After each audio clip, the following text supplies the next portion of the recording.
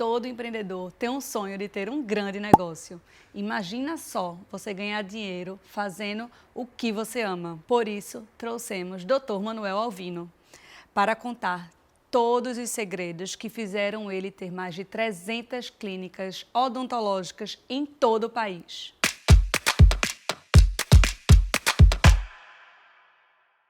Ele que tem uma carreira brilhante e ganhou mais de 15 prêmios nacionais, entre eles o de melhores franquias do Brasil.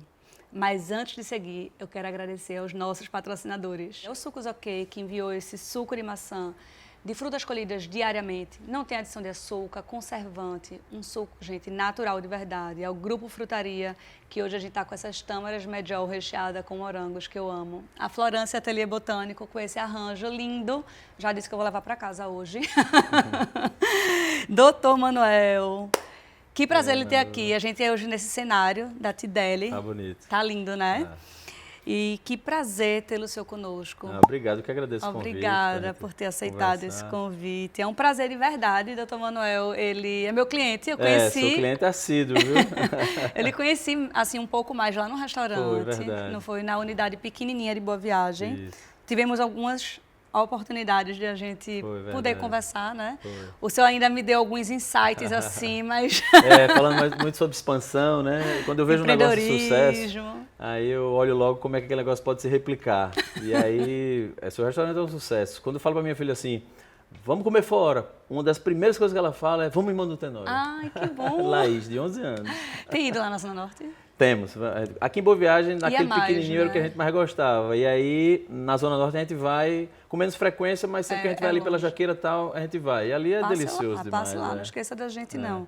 Doutor, me conta como tudo começou. Eu sei que o empreendedorismo, ele assim, eu digo que ele já estava no seu sangue, né? É algo muito presente, desde quando você dava aulas particulares, lá no início.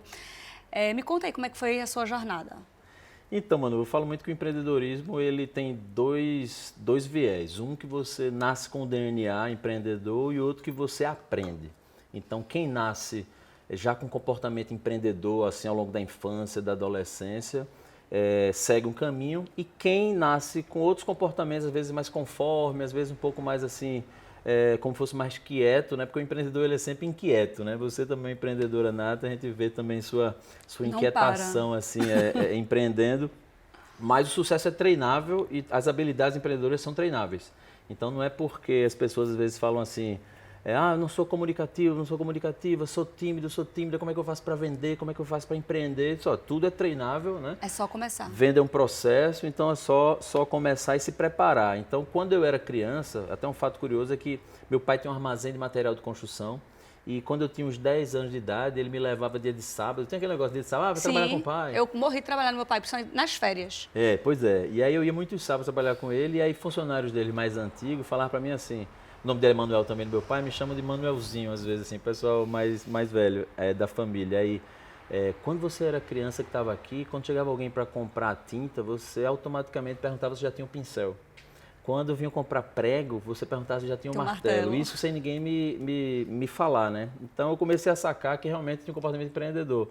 E aí, ao longo da vida, todo empreendedor é inquieto, e aí eu terminei fazendo odontologia, porque um tio meu médico recomendou, disse que era uma profissão que dava dinheiro e tal, e que podia ser que eu gostasse. Eu fui e fiz, por influência dele assim, me realizei muito durante o curso, mas era um curso caro, meu pai estava passando por dificuldade, e aí a única saída que eu tinha, eu encontrei a forma de dar aula particular, porque eu tinha um primo que dava aula particular, eu fui perguntar para ele, me indica uns alunos aí.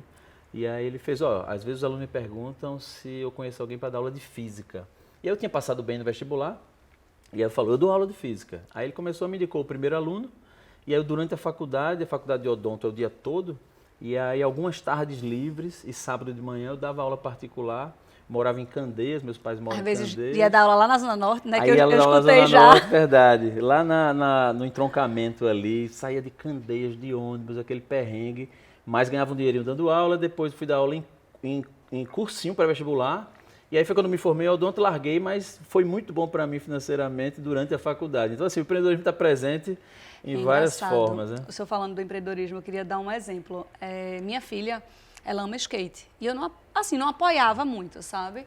E ela, a danada é boa, vice. Aí ela pediu para eu comprar vários equipamentos. Eu comprei um capacete, joelheira, não sei o que lá. E quando chegou depois, ela disse, mãe, eu quero uma bundeira. Eu nunca ouvi falar, Maria, isso é coisa de Nutella. Não, mãe. Aí ela mostrou, ela estava roxa, cortada, que é uma proteção que os skatistas usam. E eu disse, eu não vou comprar, porque eu já gastei um certo dinheiro e não vou comprar agora.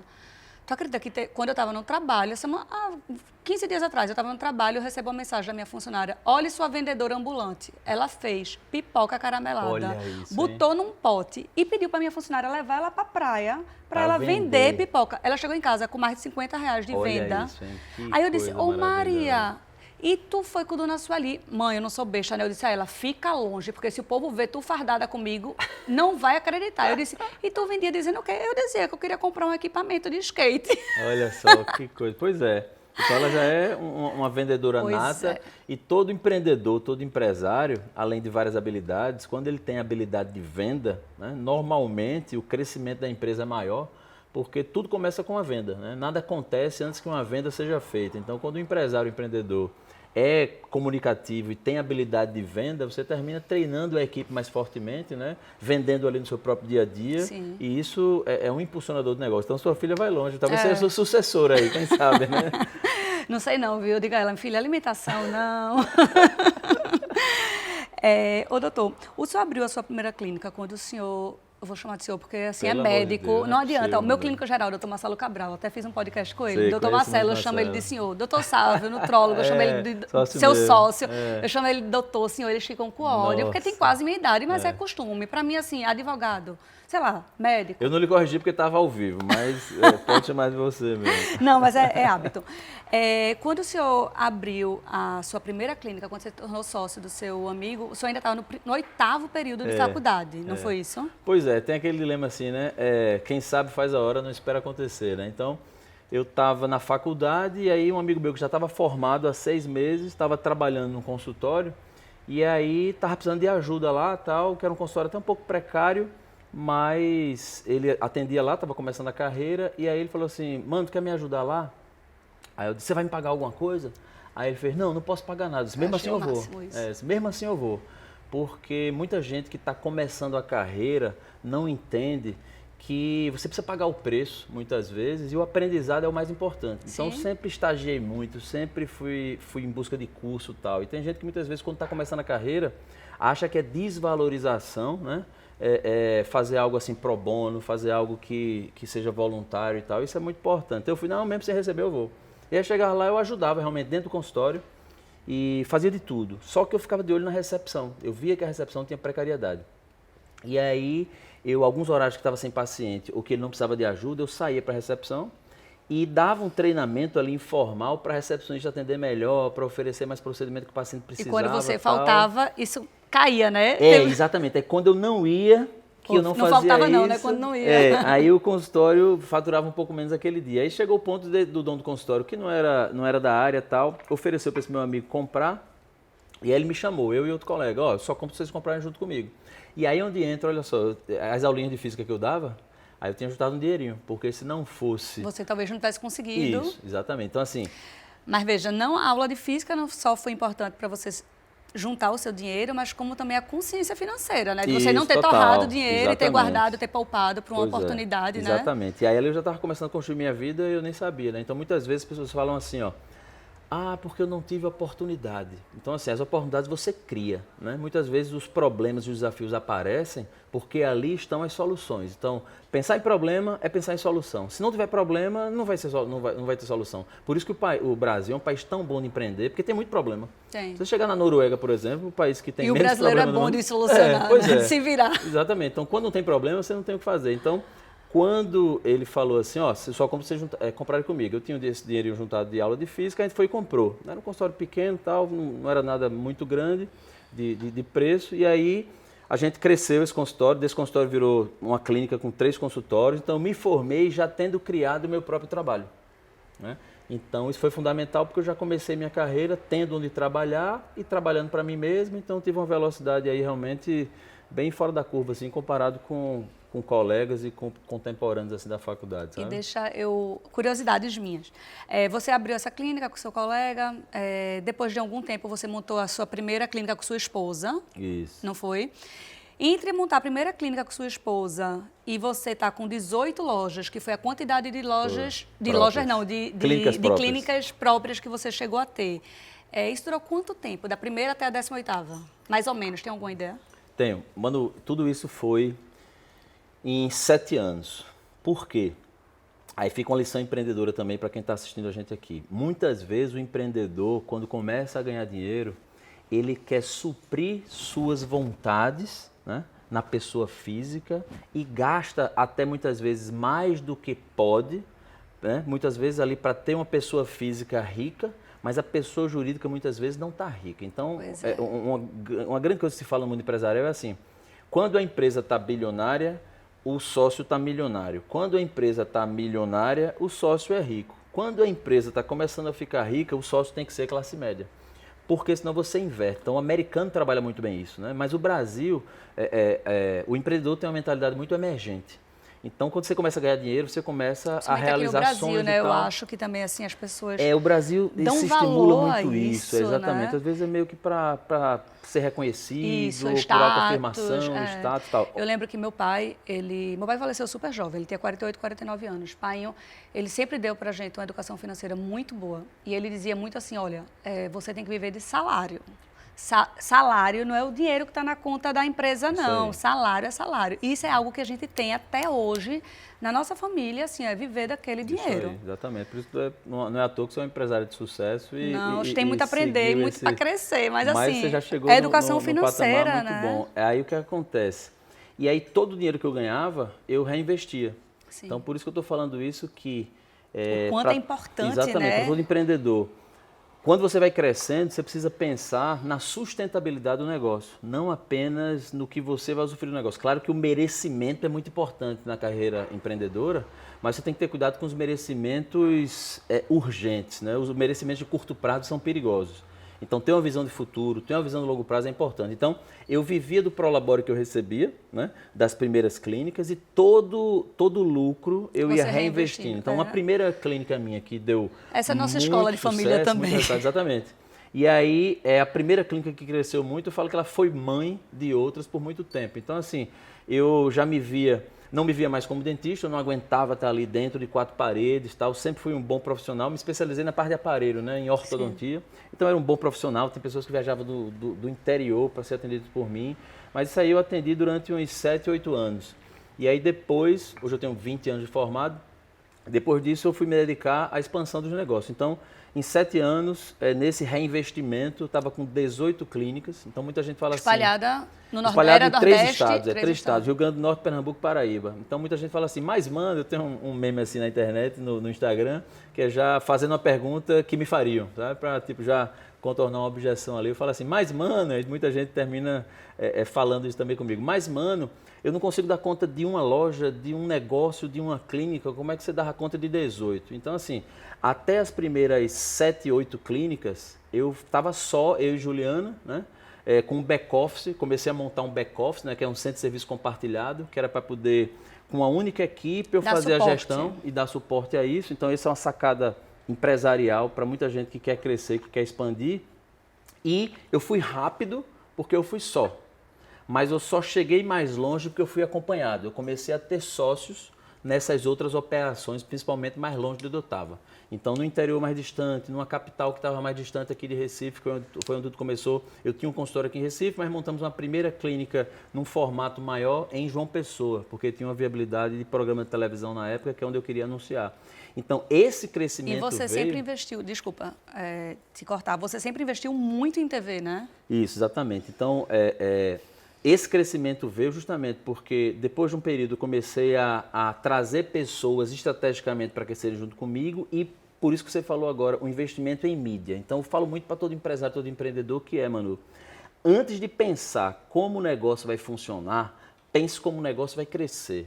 Primeira coisa é entender de onde vai vir meus clientes, de onde eu vou fazer faturamento. Então essa primeira clínica, eu era o quê? Era novinho, trabalhei com 2 anos de formado, já tinha um sonho grande. Mas antes de montar a clínica, eu fui buscar os veículos de comunicação. Então, nessa época, Tinham vários programas que tinham muita audiência, SBT, Record, Band. Não, isso a gente está falando há muitos anos atrás, né? Era tipo, rede social não existia ainda, a internet já existia, obviamente, mas não existia ainda Facebook, Instagram, não existia rede social. Então, ainda hoje, o que eu chamo de mídias tradicionais, elas são importantes, né? Mas nessa época, essa mídia tradicional de TV e rádio funcionava muito bem. Então, negócios que hoje têm 20 anos, 25 anos, né, até 15 anos, ainda viveram essa era do marketing tradicional, né? Então, antes de eu montar a clínica, eu fui ver quais programas de televisão, em qual estado tem vaga para anunciar, né? Então, eu encontrei a TV Record de João Pessoa. Então, eu fiz uma reserva, tinha um concorrente, uma outra empresa do mesmo segmento de odontologia anunciando, e a Record falou assim, ó, se eles não renovarem, você entra. E aí, beleza, deixei meu nome lá e não fui montar a clínica, porque eu sabia que se eu montasse, eu ia ter dificuldade de atrair cliente. Então, quando surgiu essa vaga na TV, foi então quando eu fiz a reserva, não tinha nem o dinheiro para pagar, mas reservei, e aí fui montar a clínica rapidamente para poder startar o anúncio. E aí foi justamente essa estratégia que foi um ponto de virada, porque eu consegui uma alta visibilidade, né? Eu ia para a televisão fazer merchandising, então hoje o que a gente faz no YouTube, hoje o que a gente faz no Instagram, o que faz no Facebook, o que faz no TikTok, eu fazia na televisão. Então, Você é muito moderno, viu? Eu ia de jaleco, ia de gravata, falar na televisão junto com o apresentador. Então, isso dava uma humanização muito grande, né? Então, atraía cliente de saúde, precisa de humanização, né? Sim. Eu falo muito que vendedor inseguro não vende, comprador inseguro não compra. E para o cliente estar seguro para comprar, ele precisa ter confiança. Essa confiança vem muito com olho no olho de quem representa a empresa. É a personificação da empresa, né? O que seria a Magazine Luiza sem a Magalu, né? Tanto sem a Luiza Trajano, como também ali o bonequinho ali da Magalu. Então, meio que o que eu fazia era isso, e aí deu muito resultado, e aí eu fui replicar. Então, a grande sacada para o empreendedor é isso. Quando você encontra a receita, multiplica.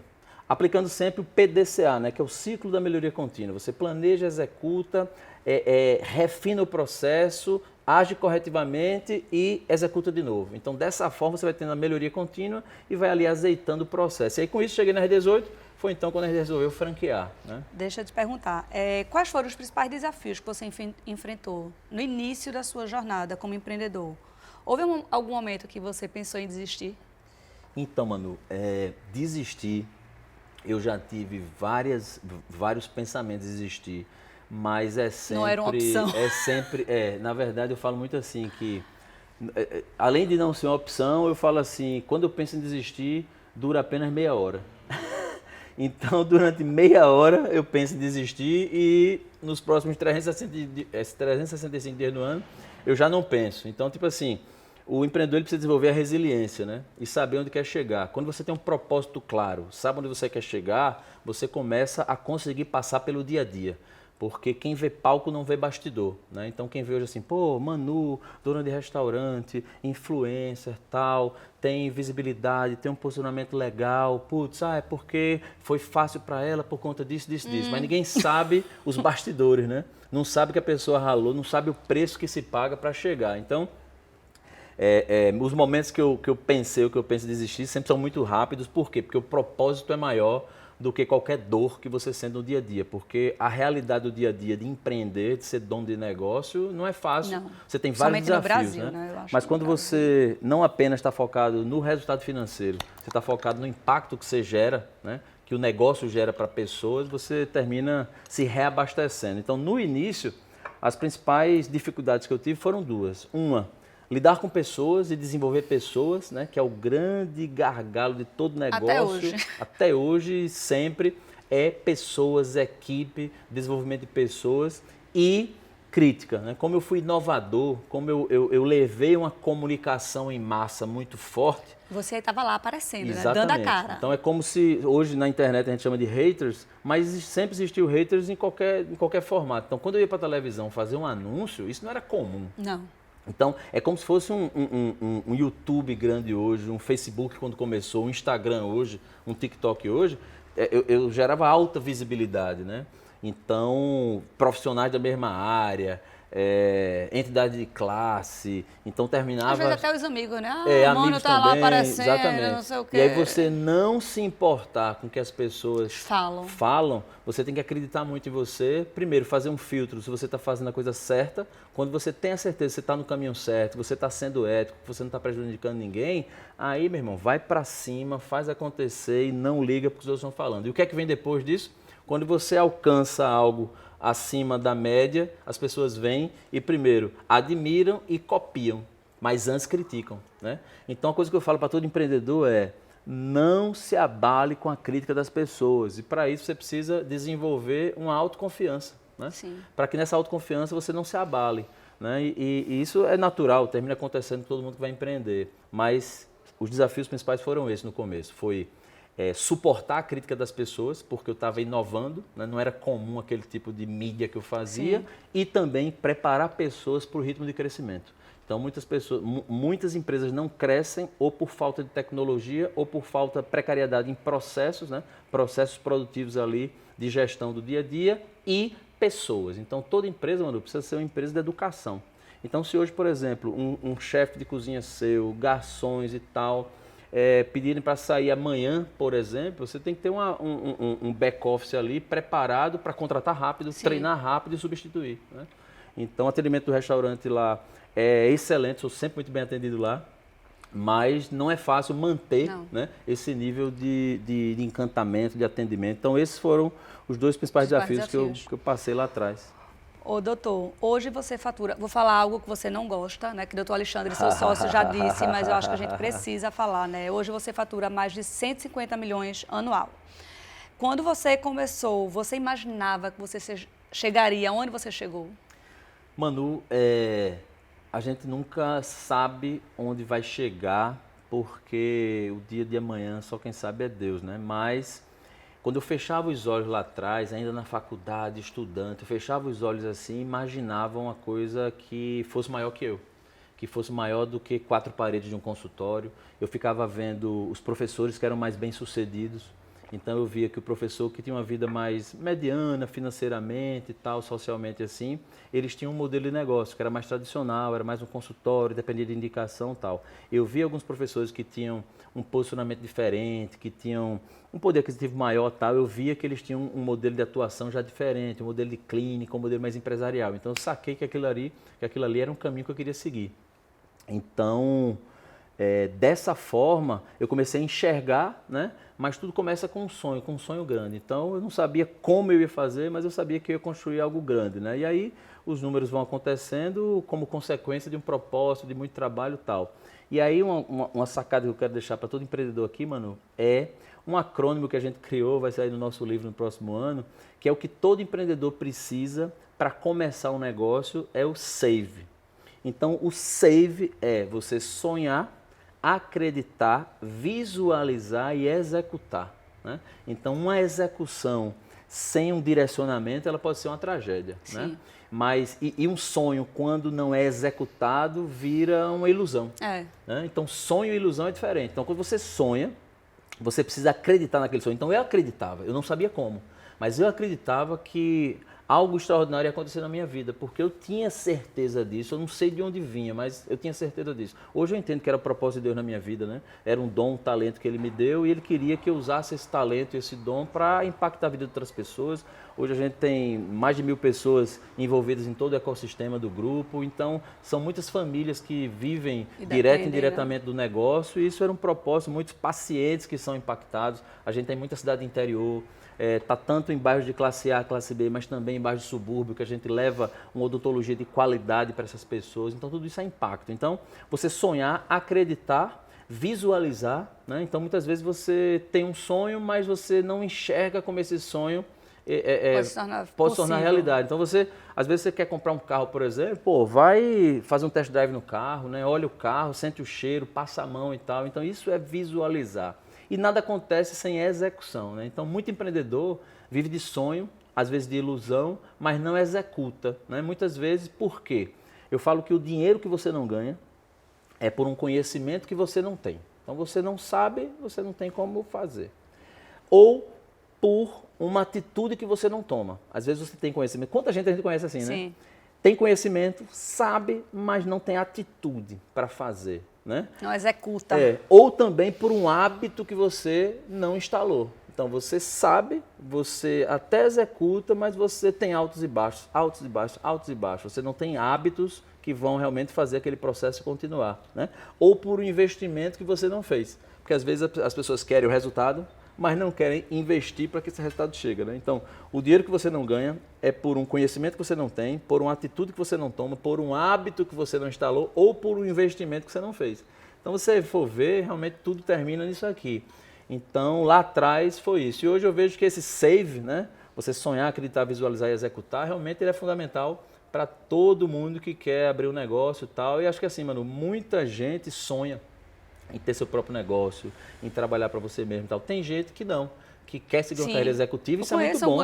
E assim. Empreender também, né? Muita gente pensa assim, porque eu tenho que ser empresário. Tá? Não tem que ser empresário, tem que ser empresário se você quiser ter seu próprio negócio e tal. Mas o que é um negócio sem uma boa equipe, né? E o empreendedorismo, ele pode ser também aplicado em qualquer situação. O intraempreendedorismo é quando é aplicado dentro de uma empresa, até numa repartição pública, né? Você pode ter um concursado que trabalha numa repartição, em qualquer órgão, ou em qualquer cargo, e é empreendedor, porque quer fazer diferente, porque é inconformado, porque quer impactar mais pessoas, porque quer mudar o cenário que vive, quer resolver problemas, né? Esses são alguns atributos empreendedores. Então, é por aí, é focar no save. Então, lá atrás foi isso. Eu fechava os olhos, via alguma coisa grande acontecendo, não sabia como, mas eu fui para cima executar. Acreditava, né? Ô, doutor, qual foi o momento que você percebeu que estava pronto para começar a expandir o seu negócio com o modelo de franquia? Então, eu não sabia se estava pronto ou não, né? Então, outra lição também, mano, empreendedora, que eu quero deixar para quem está assistindo, ouvindo a gente aqui, nunca vai ser a hora certa. Você nunca vai saber quando é a hora certa. Muita gente fala assim, timing. Cuidado para não perder o timing. Existem as ondas, existem os momentos, existe o timing, mas o timing principal quem faz é você, né? Tem uma frase muito falada hoje no digital, né? Muita coisa que já existe e termina hoje tendo mais visibilidade por conta do marketing digital, né? De toda essa conexão que existe, que é assim, antes feito que perfeito. Isso no empreendedorismo quer dizer o seguinte, vai lá e faz. Obviamente que você não pode sair desgovernado, né? Fazendo uma coisa sem planejamento. Mas muitas vezes, planejar demais é perder o time da execução. Então, assim, eu falo muito assim que uma floresta começa com a primeira semente, né? Então, começa, vai, dá o primeiro passo, né? Faz ali um MVP, que é um teste, um piloto daquilo ali. Você não precisa começar grande, você não precisa começar fazendo tudo. Dá um primeiro passo, faz o básico bem feito, que o americano chama de back to basics. Então, vai fazendo o básico, dando os primeiros passos, porque se errar, é fácil de voltar. Sim. Quando você já começa com um negócio grande, muito elaborado, às vezes mudar de rota é mais difícil, né? Então, eu falo muito assim que qual o melhor dia para ter plantado uma árvore, né? O melhor dia para ter plantado uma árvore... É o dia que você plantou. Exatamente, há 10 anos atrás, ou foi ontem, né? E o segundo melhor dia para plantar uma árvore é hoje. Então, se não fez no passado, não tem que se arrepender. Tem que fazer hoje. Todo dia é um dia de recomeço, né? Todo dia é um novo dia, né? Em toda manhã, em todo nascimento do dia, Deus renova as misericórdias da gente por nós e o dia começa. Então, todo dia é dia de oportunidade. Então, Manu, quando eu já estava com 18 clínicas próprias, 18 operações, né, como a gente fala, já com a equipe de 40 pessoas para gerir isso, eu me sentia preso porque eu não conseguia mais crescer, né? Nessa época faltava tecnologia, faltava mapeamento de processo. Eu ali, querendo ou não, ainda estava sem tanto conhecimento de gestão, era meio que naquela intuição de tentativa e erro, né? Que é uma outra lição que eu deixo para os empreendedores, busque pessoas que saibam mais que você. Eu terminava tendo uma certa insegurança de que se eu contratasse alguém melhor que eu, podia me passar a perna. Sim. Vê que crença limitante, né? Então, se eu pudesse assim refazer algo, era ter começado antes a ter pessoas melhores que eu, né? E você como fundador, como dono do negócio, como protagonista, é muito difícil você ser passado a perna, né? Mas o empreendedor às vezes tem essa insegurança. Eu vejo muito isso. De não querer compartilhar o conhecimento, porque alguém vai copiar. Sim. Hoje não existe mais o segredo da Coca-Cola. Não tem. Então, você nem pode falar Coca-Cola, não é um patrocinador não, né? Tem que falar aqui, olha só, sucos ok. Isso aqui é muito melhor do que refrigerante. Com certeza, viu? Então não tem mais esse segredo, né? Então, e aí foi quando eu disse assim, pô, eu preciso escalar, eu quero crescer mais. Não é que precisava, mas eu queria, né? Aquele meu sonho grande lá do Save, né, do passado, eu sentia que eu tinha que seguir em frente. E aí foi quando um profissional que trabalhava comigo falou assim, mano, eu quero abrir uma clínica igual a essa que eu trabalho. Ele trabalhava comigo em 3 clínicas próprias e queria ter a dele. Dr. Rodrigo Peixoto. Está com a gente até hoje, já faz aí quase 15 anos. E aí eu disse, beleza, Rodrigo, vou pensar aqui como é que faz. Eu já tinha vários sócios em algumas cidades, a cidade dele era uma cidade pequena, que não me cabia como sócio, né? E aí eu falei, ó, lá não dá para você ser o sócio porque a clínica não é num porte que eu me interessa, então, mas você pode ser dono sozinho, então pode ser uma franquia. Aí eu quero. Aí foi aí que começou. Então, vendi a primeira franquia, foi assim que começou, depois ele foi crescendo Ele de já forma orgânica. Ele ainda é franqueado? É franqueado até hoje, tem 15 anos. Eu fui o primeiro franqueado da rede, franqueado número 1. Deixa eu te perguntar, o franqueador que tem mais lojas sua, ele tem quantas? Tem 5 lojas, 5 unidades, é o que a gente chama de multifranqueado, né? Então, eu sou formado em odontologia, mas quis seguir, enfim, foi minha trajetória, seguir para o lado empresarial. Então eu tenho muito franqueado que ele atua na clínica dele, ele é ali o diretor clínico do negócio, né? A nossa marca é ortoestética, então a gente é focado em ortodontia e estética facial e estética dental. Então faz implante dentário, faz alinhadores ortodônticos, que é aquele aparelho mais invisível, né? Estética dental, com as facetas, lentes de contato dental e a estética facial, né? Com botox, preenchedores, bioestimulador. Eu tenho uma como se fosse prima minha de consideração, que ela é dentista e ela faz isso muito bem. Pois é, hoje o mercado tem crescido muito. Então, a gente tem muita oportunidade para a população que a gente trabalha com serviço de desejo, né? Então, quando o franqueado ele quer atender na clínica, porque esse é o DNA dele, ele estudou para isso, mas não trabalhando para os outros e sendo dono da sua própria clínica, mas seguindo um modelo, um padrão que dá resultado, tendo mais competitividade no mercado, tendo estratégia de marketing, campanhas de marketing, suporte, né? Acompanhamento de performance, tudo isso faz você ficar mais competitivo no mercado, que é um mercado competitivo. Você tem uma ideia, o Brasil é o país que tem mais dentistas no mundo. São 450 mil dentistas no Brasil, né? E a medicina vem nesse caminho também hoje, para você ter uma ideia, Manu, é um dado até curioso, são 535 mil médicos no Brasil. A projeção para 2030 é ter 850 mil médicos, olha isso, e 635 mil dentistas. Então você vê que o mercado da saúde é um mercado que cada vez mais está formando profissionais, mas a população também precisa muito.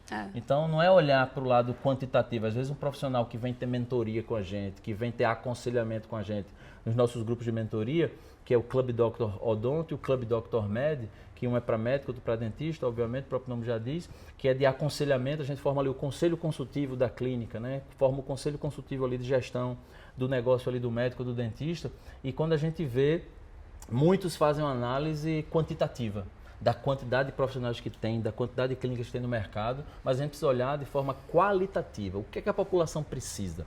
Como está sendo a assistência que outros competidores dão? Quais são as oportunidades de mercado que você tem ali com isso? Quais problemas você pode resolver e de que forma pode ser feito diferente no mercado, né? Então, tem que se olhar por esse lado. Então, lá atrás foi a primeira franquia, depois fui crescendo de forma orgânica, muita indicação, muito franqueado, trazendo outros franqueados. E aí foi quando, 2019 ali, já pouco antes da pandemia, a gente resolveu começar uma expansão nacional. E aí fizemos um grande investimento, é uma energia muito grande expandir nacionalmente e escolhemos o modelo de franquia, né? Então muita gente, mano, como você falou agora, me pergunta sobre franquia, mas nem todo negócio é para ser franqueado, tá? Então é um erro o empreendedor pensar que ele, como franquia, ele vai simplesmente expandir, ganhar novos mercados, mas primeiro é pensar no franqueado. Será que o franqueado vai ganhar dinheiro? Hoje, a nossa maior meta é fazer com que nosso franqueado seja muito competitivo e seja muito lucrativo. Então, a gente tem 2 metas, que é ter franqueados rentáveis e felizes, né? Para que a gente possa ter uma relação de expansão, de crescimento no ganha-ganha, onde todo mundo participa, né? E aí... Não, pode falar. E aí, sempre quando eu vou dar um conselho para empreendedores que querem crescer, inclusive, quando eu conheci você, eu fui falar para você assim, Manu, seu restaurante aqui é massa, a comida é muito boa, os pratos são exclusivos e tal. Você tem um modelo que pode pensar em estar em shopping centers, em praças de alimentação, fazer expansão e tal. Aí você falou assim, mas mano, minha preocupação é manter a qualidade, é saber que o meu nome, a minha marca vai ser preservada. Então eu falei, não, mas o modelo de franquia favorece isso, né? O modelo de franquia, existe uma lei para ele, que foi assinada por Itamar Franco aqui no Brasil em 1994, que é a Lei de Franquias.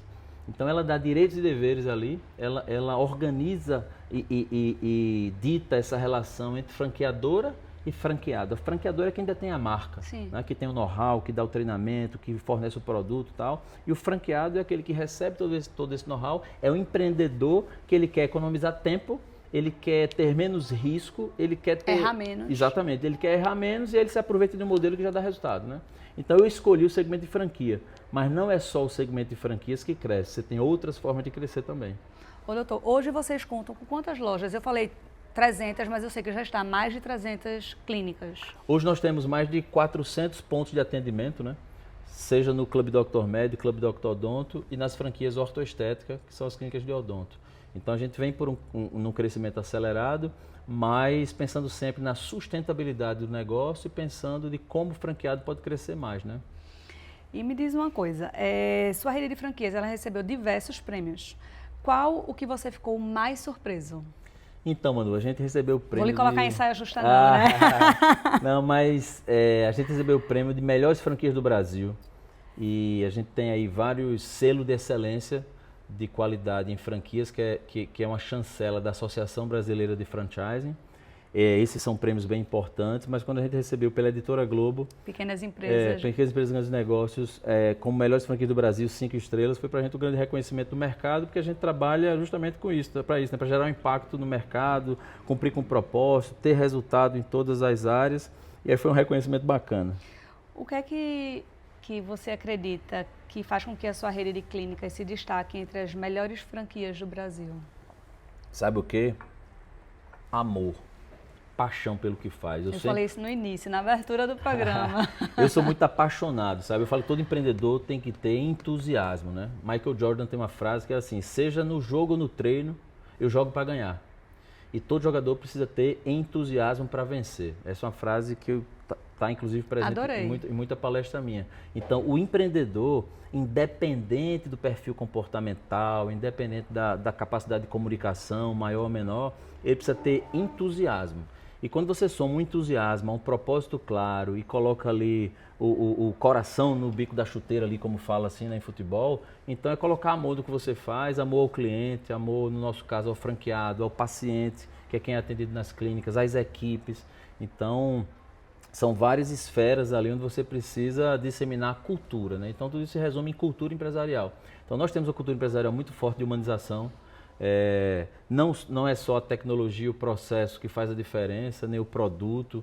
A gente tem uma alta qualidade de procedimento, porque nós somos uma das poucas redes de franquia no Brasil. Nós estamos entre as 10 maiores redes de odontologia do país.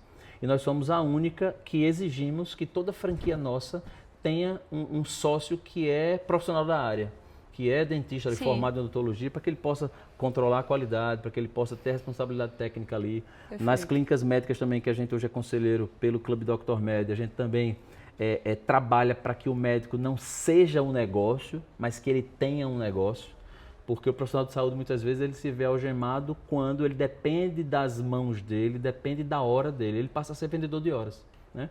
Então, quando você trabalha nessa forma, o profissional da saúde sendo dono do seu próprio negócio, é um grande diferencial também quando ele tem o conhecimento de gestão e a qualidade técnica. Então, o nosso principal diferencial, além de toda a parte estratégica, né?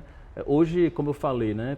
O mercado é todo muito parecido. Então, a diferenciação muitas vezes não está só na tecnologia nem na capacidade produtiva. Está na cultura empresarial. Então, isso a gente tem muito forte. Eu vejo que você também tem uma cultura forte nos seus negócios. Eu vejo o quanto o restaurante tem essa ligação com a sustentabilidade, com todo... É um empreendedorismo também muito bonito de ver. E é isso, quando você vê empreendedor que tem paixão pelo que faz, é impressionante como as coisas fluem diferentes, sabe? Quando a gente faz com amor, eu acho que total. Vai naturalmente, né? Organicamente as coisas vão se encaixando. Doutor, tu falou também sobre as mentorias, né, que vocês fazem. Tem a mentoria mano a mano, treinamentos acelerando sua clínica, êxito, mentoring. Me conta aí, como é que funciona, como é que é, para as pessoas que têm interesse? Então, como a gente cresceu muito como franquia, deu muita visibilidade, né? Franquia tem muita visibilidade de marca. Então, e uma presença forte também nas redes sociais, gerando conteúdo e tal. Foi dando visibilidade, a gente começou a receber muita gente procurando e querendo também aconselhamento, querendo aprender, né? Querendo formatar um modelo de negócio. Então, foi quando a gente começou. Aí eu montei a nossa holding de negócios, que é um ecossistema de negócios, que a gente chama Grupo Salute, que é negócios e franquias. Então, nesse grupo a gente tem uma empresa de consultoria que fica em São Paulo. Então, a gente tem contabilidade, a gente tem valuation, que é precificar a empresa. A gente tem formatação de franquia. Toda empresa que quer se transformar em franquia ou ter um canal de franquia dentro do negócio, a gente faz esse trabalho também. Faz planejamento estratégico, faz consultoria de diversas áreas. E aí temos uma fábrica de aparelho ortodôntico, né, como é um dos nossos principais produtos, então a gente fornece isso para a nossa rede de franquias de odonto. E aí fomos diversificando. Não para! Fomos diversificando tudo isso justamente para poder trazer mais oportunidade para quem está com a gente, ocupar mercado, não é só o financeiro que conta. Obviamente que a gente tem metas para bater e sempre existe o próximo nível, mas sempre tem algo novo para você fazer e você vai seguindo ali uma trajetória buscando sempre mais resultado. Então, com isso a gente também criou os nossos treinamentos específicos. O Mano a Mano é uma mentoria que ficou curiosa, porque meu nome é Manuel, muita gente me chama de Mano. Sim. E aí é quando eu dou uma mentoria individual. Então fica ali um mano a mano, porque fica eu cara a cara com o empresário, o empreendedor ali. É uma mentoria que eu gosto muito, ela tem um ticket alto de acesso, mas realmente é para quem de fato quer um produto mais exclusivo. Tu tens mais ou menos quantos mentorandos? Hoje, nesse programa Mano a Mano, são mentorias pontuais, então já passaram mais de 10 empresários. Na mentoria Club Dr. Odonto, que é uma mentoria, um acompanhamento de 18 meses, aí já são aí centenas de profissionais que já passaram. O Club Dr. Med, a gente lançou agora há pouco, já tivemos 25 médicos na primeira turma do treinamento Acelerando Sua Clínica, né? Então, de franqueados também recebem treinamento nosso, aí são centenas, né? E no Êxito Mentoring é um projeto bem bacana, que é do Instituto Êxito, que é com Janguier Diniz, que é inclusive daqui da nossa cidade, né? Hoje ele mora em São Paulo. E o Janguier, ele montou um instituto que a missão, que eu sou sócio lá com ele, dentre outros empresários, é levar empreendedorismo e conhecimento de gestão para adolescentes e jovens carentes. Né? Então é um projeto muito bonito que a gente grava aulas, a gente leva esse conteúdo para jovens que querem empreender, mas que não têm condições de investir em tudo isso. Então lá a gente também tem mentorias privadas para empresários, que é o Êxito Mentoring, e lá também sou mentor de empresários. Então assim, é muito bom quando a gente consegue transmitir o que a gente conhece para ajudar outras pessoas também. Eu me realizo muito com isso. Com certeza, não tenho dúvida disso. Quais são os maiores desafios que você enfrenta hoje em dia? Então, hoje em dia, a competitividade do mercado, né, e a formação de pessoas, sem dúvida. E vou falar uma coisa também que já entra no lado emocional, mas que é impressionante, que é lidar com a saúde emocional das pessoas. Mano, é impressionante como a gente trabalha numa larga escala, com muitas pessoas envolvidas, o mundo está doente, sabe? Então a gente vê muita gente com crise de ansiedade, muita gente com depressão, né? Ansiedade é excesso de futuro, depressão é excesso de passado. Então a gente vê muita gente assim. Então, por incrível que pareça, hoje um dos desafios nossos do grupo é manter as pessoas com a saúde mental boa. Saúde mental boa. Então, isso é impressionante. Claro que a gente vive um período aí pós-pandemia, né? Onde foi um choque para todo mundo. Talvez um gatilho para muitas pessoas. Exatamente. Então, manter essa saúde das pessoas tem sido bem difícil. Eu tive um burnout há pouco tempo, inclusive, atrás, né? Um esgotamento físico, mental, espiritual também, não estava tão conectado com Deus. Tive uma formação, uma infância toda religiosa, católica e tal, mas chega um momento que você até se afasta um pouco, né? Mas na Bíblia fala que ensina o teu filho no caminho que deve andar, ensina a criança no caminho que deve andar e nunca ele se desviará dele. Então minha mãe plantou muitas sementes cristãs e por mais que eu tenha saído um pouco assim, me afastado um pouco de Deus, depois Deus me puxou e disse assim, me puxou pela orelha, disse, vem cá que eu quero você comigo. Então foi nesse burnout assim que Deus me mostrou também muita coisa que Ele queria para mim, me revelou muita coisa. e falava muito para mim assim através da palavra, né? Através da Bíblia. Eu quero seu coração, eu quero você por inteiro. Porque o que Deus mais quer da gente é que a gente se renda a Ele, né? O homem com a sua autossuficiência, né? Se afasta de Deus. Sim. Então, desde o pecado original, tal, sempre a luta foi o homem querendo ocupar o lugar de Deus. Então, eu me vi assim também, com várias idolatrias, né? A gente idolatra o trabalho, idolatra às vezes um hobby, idolatra falsos deuses. Eu achei interessante que num podcast, olha, lá vem eu, viu? Tá mas puxando coisa. Num podcast, alguém perguntou assim pra você, ou, enfim, quem era o seu ídolo? E você falou... Meu ídolo é Jesus Cristo. Porque... E eu achei lindo, porque você disse assim, se fosse alguns anos atrás, provavelmente eu falaria outros nomes. Exato. Né? E depois que você passou por esse burnout, que você se reaproximou de Deus... Deus revelou muito pra mim, mano, através da Bíblia, porque assim, quando você quer falar com Deus, a ferramenta é a oração, né? Quando Deus fala com você, é principalmente através da palavra. Então, quando você tem o hábito da leitura, isso na caminhada cristã chama de disciplinas espirituais. Existem várias disciplinas espirituais que é como você pode se aproximar mais de Deus. Quanto mais próximo de Deus, mais você escuta a voz dele, mais você tem os discernimentos que vêm dele para a sua vida, sabe? Então, o que Deus quer da gente é intimidade, é relacionamento. Então, quanto mais a gente insere Deus no nosso dia a dia, a gente tem que ter os momentos de oração, recluso, tem que ter o nosso secreto, mas estar em permanente oração, estar em permanência, em conversa com Deus é fundamental. Então, quando você lê a palavra, é uma disciplina espiritual, o estudo da palavra. E Deus fala e se revela para você de diversas formas. Então, Deus falava muito para mim e revelou para mim o pecado da idolatria, né? Muita gente pensa assim que, se fala tanto em pecado, mas eu não cometo... dentro ali dos 10 pecados, dos 10 mandamentos, né? Eu não traio, eu não roubo, eu não mato ninguém, então, tipo assim, eu não peco muito, mas na verdade a Bíblia tem mais de 600 mandamentos. Então, quando a gente vai ver, a própria ansiedade é um pecado, por quê? Porque vem de você não confiar em Deus, você não confiar que o futuro a Deus pertence, que Ele está cuidando de tudo. Você fica ansioso de uma coisa que você não tem controle. Então você está fugindo da confiança de Deus, né? Quando você, até o pecado da glutonaria, quando você come demais ali justamente para descarregar e tem ali na comida, por exemplo, uma forma de se contentar. E na verdade o contentamento está em Deus. Quando você descarrega isso na bebida, quando você tem compulsão sexual, quando existem fugas para a droga, para o álcool, tudo isso é pela ausência de Deus. Então a todo momento a gente está pecando, né? A inveja, a cobiça, né? Então o Instagram hoje eu falo que é um portal para o inferno, quem não souber lidar, não é verdade? Porque você clica naquela lupinha, você vê tanta coisa ali, e ali quem não tiver emocionalmente seguro, não tiver com a mente muito bem trabalhada, você termina se perdendo. Então hoje você vê o nível de casamentos que se destroem, né? A traição como está hoje, desenfreada. Então Deus me revelou muita coisa nesse burnout, e uma coisa assim maravilhosa é que em alguns momentos eu pensei assim, será que eu sou de Deus mesmo? Ou eu sou do mundo? Porque o homem vive, Manu, uma luta entre carne e espírito, né? Entre mundo e reino. Então, quando a gente não se acha, a gente vive uma perturbação. Então, eu estava vivendo meio que como um zumbi.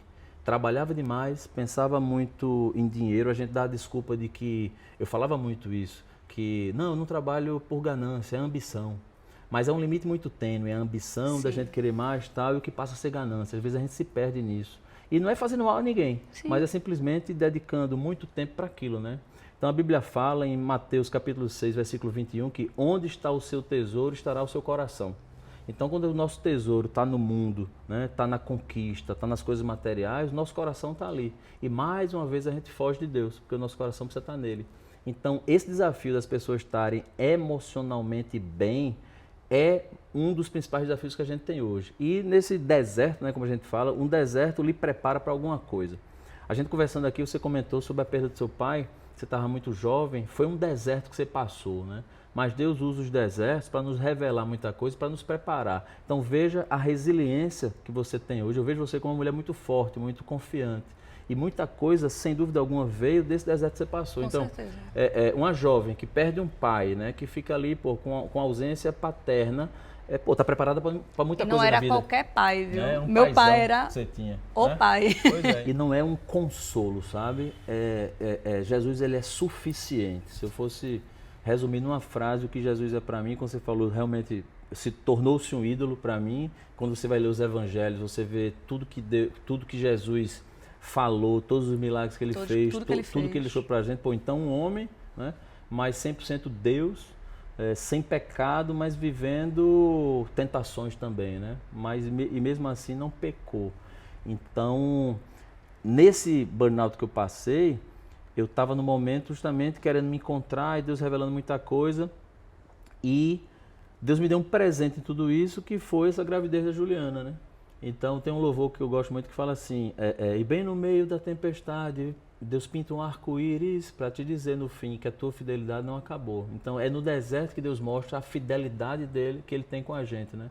Que é um dos atributos de Deus, o amor, a graça dele, que é um favor imerecido que ele nos dá. A gente não merece e ele nos dá, né? Então, com isso, aí Juliana ficou grávida no meio de tudo isso e não era plano engravidar. Eu vinha adiando uma vasectomia há 6 anos já que Juliana pedia para fazer, mas homem, frouxo para procedimento médico, eu corro de uma cirurgia e não quero sentir dor. E vocês mulheres são muito mais resistentes. Então eu vim adiando e Juliana pedindo para eu fazer, eu não fiz. E para mulher, a gente acha que toma anticoncepcional e está tudo certo, mas para mulher isso é muito ruim, né? Muito. E às vezes dou um recado para os homens aqui, nossos amigos que estão aqui assistindo, ouvindo. Se sua esposa pedir para você fazer, faça a sua vasectomia. E aí numa troca meu marido fez. Na troca de um DIU, para a pessoa fazer uma reposição hormonal, estava no nutrólogo. E aí, veio a Emanuel, mas não foi à toa, né? Inclusive Deus revelou para ela, você está grávida. E ela, o que é isso? Não vou engravidar mais, não estou grávida. E aí ela ouviu novamente Deus falar com ela tomando banho, foi uma história bem linda. Você está grávida e esse vai ser um menino, vai se chamar Emanuel. E ela, que coisa louca e tal. E aí ela saiu, passou um dia pensando nisso, nem me contou nada. Quando foi dia 22 de janeiro do certo ano, e aí ela descobriu que estava grávida. E aí veio, me contou tudo e tal. Então já sabia que ia ser um menino, já sabia que ia nascer tudo bem, porque ela tinha tido uma trombose pós-parto na segunda gravidez. E só descobriu depois, né? Passou 15 dias internada, mano. Passou 7 dias na UTI, não teve sequela nenhuma, tal, tudo reverteu. E depois descobriu que ela tinha uma pequena mutação genética, tal, que predispunha a trombose, mas que mesmo na pesquisa, durante todo o pré-parto ali, não tinha descoberto. Enfim, e aí Deus deu esse presente para mim, então assim, eu digo que eu zerei minha vida, porque com um bebezinho, né?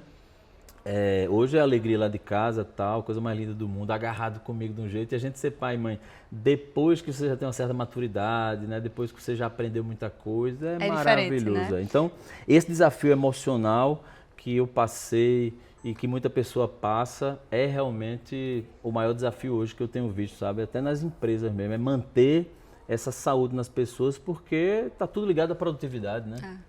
Eu imagino o quanto a sua agenda é atribulada, né? E eu queria trazer isso, que eu acho que é muito importante, né? E você ainda consegue levar seus filhos na escola, pegar à tarde, no meio da tarde, eu já vi você falando num podcast que você foi buscar seu filho. Como é que você maneja a sua agenda com relação a tudo isso? Manu, veja, é um desafio, mas eu aprendi a trabalhar com a agenda, sabe? Então hoje eu sou muito produtivo, eu sou muito empreendedor, sou muito inquieto, mas eu aprendi a respeitar a agenda. Primeira coisa, fica uma lição aqui para quem empreende, que é aprenda a dizer não, né? Aprenda a dizer não. Tem um livro bem importante, quero deixar aqui como recomendação, que é o livro A Única Coisa. É um livro fundamental, fala sobre produtividade, sobre foco, A Única Coisa. É um livro muito bom, me ajudou muito a selecionar o que de fato você vai se dedicar. Então eu comecei a negar cafezinho, comecei a negar almoço, que não vai agregar, e eu aprendi com minha psicóloga, né? Faço Ainda bem que você disse sim para vir para cá, viu? Mas foi um convite especial. Eu aprendi com minha terapeuta, lá em casa, mano, uma curiosidade só, eu, Juliana e as crianças fazemos terapia lá permanentemente. Lá em casa também. Sabe? Na verdade, só quem não faz é Fábio, meu marido. Eu digo que a gente faz para poder conduzir ele. Muita gente tem até preconceito e fala assim, tem que resolver algum problema e vai para a psicóloga. Não, é para você evoluir, para ficar mais forte, ficar mais resiliente, para se conhecer mais. Sim. O autoconhecimento é fundamental para a vida. Então, aprendi com minha psicóloga que existem, mano, veja só, os ladrões de energia. Olha que coisa. Então, você saber quais são os seus ladrões de energia é muito importante. Então, eu comecei a identificar meus ladrões de energia. Né? Então, comecei a cuidar muito bem de agenda, para você ver, estou aqui com você hoje, tenho reuniões importantes hoje, mas eu comecei a selecionar qual a minha única coisa do dia. não é que eu vou fazer uma coisa só. Eu não tenho uma agenda desocupada, mas eu tenho uma agenda produtiva. Com certeza não tem. Então eu seleciono assim, qual é a principal tarefa que eu tenho hoje. Então, por exemplo, no dia de hoje, estou aqui com você, eu levei meus filhos na escola, Dante e Laís. Eu voltei, dei uma corridinha rápida, peguei o Emanuel, que é o bebezinho, fui para a beira da praia, desci com ele, fui para a beira da praia, tomei um banho de mar delicioso com ele, 15 minutos de banho de mar. Ele se deliciava na água, batia na água, ele está com 11 meses. Subi, aí participei de uma reunião, que é uma morning call, que é uma ligação diária que a gente tem de start do dia, sabe? Depois a gente pode falar sobre isso, que é uma ativação comercial das equipes. Tivemos lá dentro sorteio de iPhone para as equipes, tudo isso já hoje, né? E começou aí, que horas o dia? O dia começou 6 da manhã, acordei, era na verdade 5h40. Mas enfim, e aí vim para cá, então hoje eu tenho 3 reuniões importantes, agora à tarde, dessas 3, uma é a mais importante para mim. Então essa identificação, resumindo aqui, da única coisa, qual é a principal tarefa do dia e a agenda detalhada com horário. Então eu tenho na minha agenda assim, o dia que eu almoço com minha filha. Eu tenho na agenda o dia que eu vou buscar meu filho no futebol. Todos os dias de manhã, eu não estiver viajando, se eu estiver aqui em Recife, que é a minha principal base aqui, a gente tem história em São Paulo e tal, mas Recife é onde definitivamente assim, tá a minha principal residência, né, vamos dizer assim. Eu levo meu filho na escola todo dia, né? Então assim, fazer essa gestão de agenda. E hoje à noite eu vou servir a Deus a gente chama de decúria, vem do espanhol assim, uma reunião com um grupo de homens. É como se fosse uma célula, né? Um pequeno grupo ali. Então hoje à noite eu tenho esse serviço que eu vou ajudar ali junto com outros dirigentes. Vai servir a gente vai servir de verdade, ajudando homens ali na caminhada. Então assim, resumindo, cuidar da agenda, ser rigoroso e saber dizer não. Pois é, mas eu acho assim, os homens acham que tudo é obrigação da mulher, ou então tem mulher que ainda pega e diz assim, ele é um ótimo pai, ele vai buscar os meninos na escola. Eu digo, gente, é obrigação, ele não é um ótimo pai, não. É verdade. As pessoas perderam esse parâmetro e acham, principalmente acho que nós vivemos numa região onde o machismo ainda existe bastante. Verdade. Me dói até falar isso, porque eu sou um pouco feminista e a gente vê pessoas como você, gente, ele fatura 150 milhões, tem mais de 400 clínicas e empresas que ele tem que trabalhar, corresponder, e ele vai buscar o filho na escola. Faço questão. Então, isso é lindo. Parabéns, viu? Sua esposa está de parabéns. Não Juliana, é você não, é ela, viu? Por ter escolhido. Não, mas veja, você acredita que Juliana, minha esposa, ela é mais produtiva que eu? Ela, na verdade, todo o resultado que a gente tem hoje, eu não teria sem ela. Você acredita? Ela trabalha no back-office, ela não é tão comunicativa, mas ela é rápida, ela é extremamente inteligente, ela tem facilidade de tomar decisões difíceis. Olha que coisa fantástica. Ela tem facilidade de tomar decisões difíceis e ela é muito mais produtiva que eu. Então, por mais que o homem faça a sua obrigação de pai, de esposo, né? E também, Manu, só deixar registrado, todo homem, biblicamente, precisa ser o sacerdote do lar. Precisa também direcionar a família na caminhada cristã. Então, é de extrema importância. E o pai precisa ser esse sacerdote que puxa, que traz, que dá o exemplo e tal. E a mulher também, né? Ser a mulher virtuosa, como a Bíblia fala, e o homem ser o varão valoroso ali. E os dois, quando estão juntos assim numa caminhada, os filhos não têm como se desviar, né? Então, não tem nada que supere uma mãe de joelho orando pelo seu filho. Isso é fantástico. Juliana, minha esposa, ela é altamente produtiva. E a gente consegue dividir muito bem tudo isso, sabe? A gente divide o trabalho. Eu estou para montar um treinamento, sabe como é? Como trabalhar junto e não se separar. Porque nós trabalhamos junto há 20 e poucos anos, né? E graças a Deus a gente tem um casamento muito bom, que são vários aprendizados que você precisa ter, mas a gente conseguiu alcançar isso. Eu sei que muito casal trabalha junto, mas que... Meu pai e minha mãe sempre trabalharam juntos, né? Mais de 30 anos. E eu não conheço casal mais bem casado, pois olha isso, né? Então tem solução. Então você, que é um casal empreendedor, saiba que tem jeito, hein? Tem jeito, não precisa ficar com medo nem correr disso. Trabalhar junto e ter um bom casamento. Ô, doutor, estamos chegando ao final. Pois é, foi muito bom o papo com você, Manu. Eu queria ainda lhe fazer uma pergunta. Quais são os seus próximos passos? Existe algum novo projeto no mercado que você... novo projeto que você deseja explorar? Conta aí pra gente. Então, o mercado vai puxando muito você quando você vai tendo mais visibilidade. e eu aprendi a selecionar os projetos, sabe? Então, se for por convite, você também recebe convite para fazer 1000 coisas e a gente estava conversando um pouco sobre isso. Selecionar e priorizar o que vai ser feito é fundamental, né? Então, eu vou dar uma resposta para você aqui, talvez que fuja um pouco do mundo empresarial, empreendedor, mas falando mais sobre vida.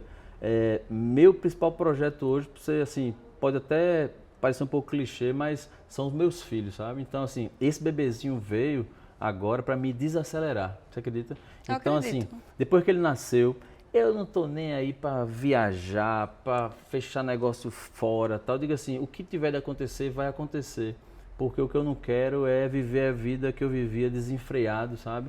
Procurando tanta coisa fora, querendo acumular riquezas que a traça corrói e que o tempo enferruja, onde na verdade nossa grande riqueza está na nossa família, no resultado que a gente tem. Manu, a gente tem muito mais do que a gente precisa. Verdade. Né? Então eu conheci também uma disciplina espiritual, que existem várias disciplinas espirituais, como eu falei, que é a forma de você se aproximar mais de Deus. Uma delas é a vida simples. Então a vida simples não é pobreza. A vida simples é você ser um bom mordomo daquilo que Deus provê. Tudo é dele, na Bíblia fala que tudo que está debaixo do céu é dele. Então o que a gente tem, o que a gente conquista com o nosso mérito, primeiro passa pela permissão de Deus. Então, na verdade, se a gente consegue construir algo aqui e tudo é dele, então a gente está sendo aqui só um administrador disso, né? Então, quando você consegue gerir bem esses recursos e que passa, inclusive, pela sustentabilidade. Por mais que a gente esteja aqui falando muito sobre empreendedorismo, mas não dá para estar com você e não falar sobre isso, né, Manu? Então, também é uma forma de respeitar o meio ambiente, também é respeitar a criação de Deus. Imagina, olha isso, né?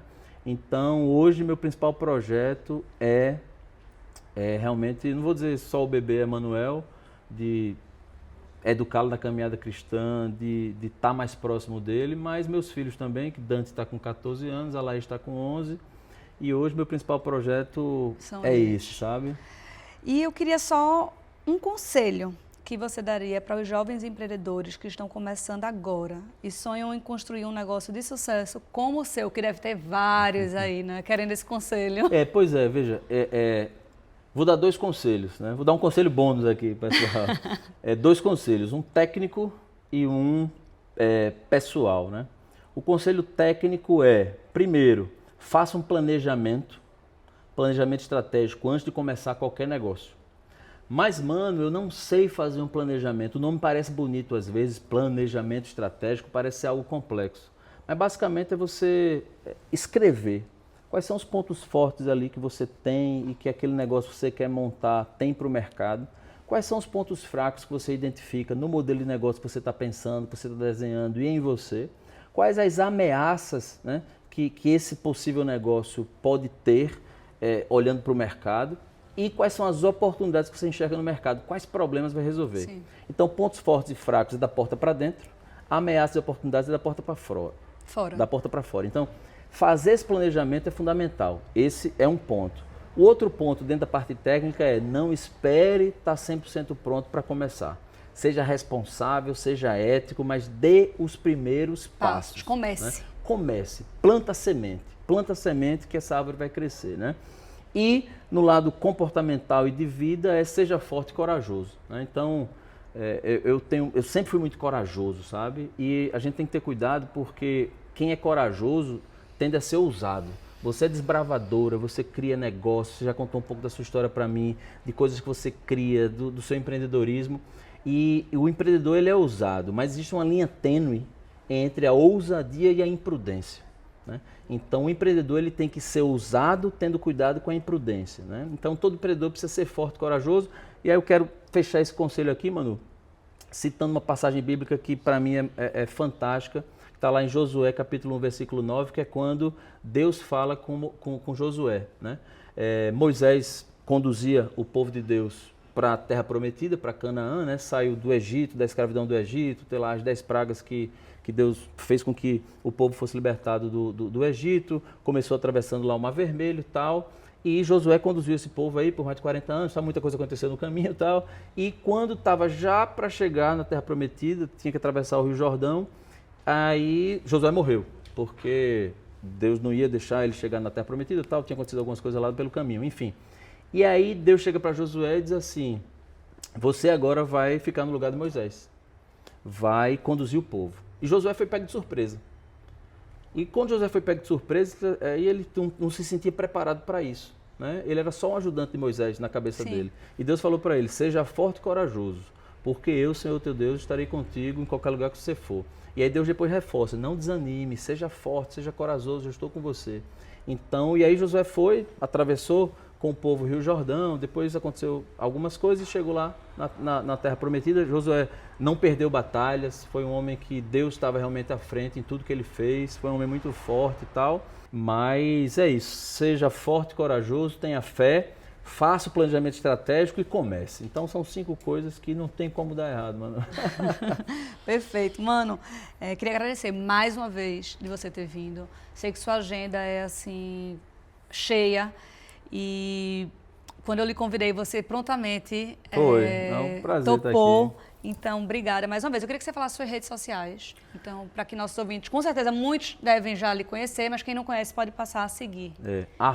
@Manoel Alvino. A gente vai escrever aqui na descrição. Então, o Manoel Alvino com O, Manoel Alvino, ALVINO. O Instagram, o Facebook é o mesmo. Acho que no TikTok eu não sou muito ativo, mas acho que também não. Lá isso também. Mas é até bom a gente estar, né? No YouTube também. Então, Manoel Alvino, você me encontra lá. Pode mandar um direct, tirar alguma dúvida que quiser.